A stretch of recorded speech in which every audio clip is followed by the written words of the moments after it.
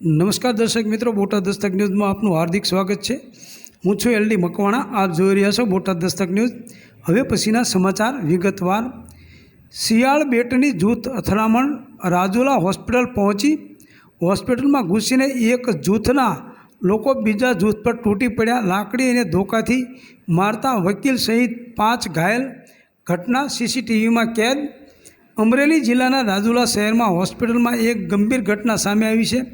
જાફરાબાદ તાલુકાના શિયાળબેટ ગામના 2 જૂથો વચ્ચે થયેલી મારામારી બાદ આ ઘટના બની છે। મારામારીમાં ઘાયલોને રાજુલા હોસ્પિટલ ખસેડાયા હતા, જ્યાં આવીને બીજા જૂથે ભારે ઉત્પાત મચાવ્યો હતો।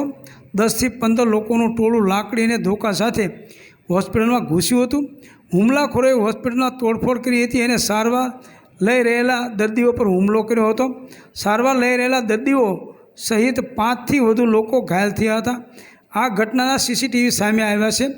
મારામારીના ઘટનાને પગલે રાજુલા એએસપી વલય વૈદ રાજુલા હોસ્પિટલ દોડી ગયા હતા, જ્યાં છકડાના ભાડે બાબતે ઝઘડો થયો હોવાનું સામે આવ્યું હતું।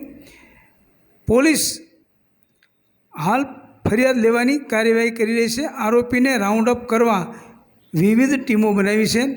હુમલાખોરોએ હોસ્પિટલમાં હાજર એડવોકેટ અરવિંદ ખુમાણ પર હુમલો કર્યો હતો અને તેમને જીવ બચાવવા માટે હોસ્પિટલની બહાર દોડી જવું પડ્યું હતું। ખુમાણે પોલીસ સ્ટેશનમાં આશરો લીધો હતો। ઘટનાની જાણ થતાં જ પોલીસ કાફલો હોસ્પિટલ ખાતે પહોંચ્યો હતો, પરંતુ હુમલાખોરો ત્યાંથી નાસી છૂટવામાં સફળ રહ્યા હતા।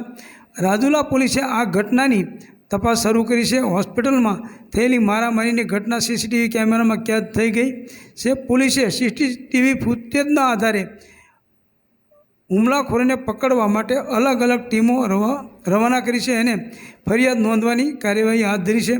આ ઘટનાને પગલે સમગ્ર વિસ્તારમાં ભયનો માહોલ છવાયો છે। Botad Dastak news, LD Makwana, Botad.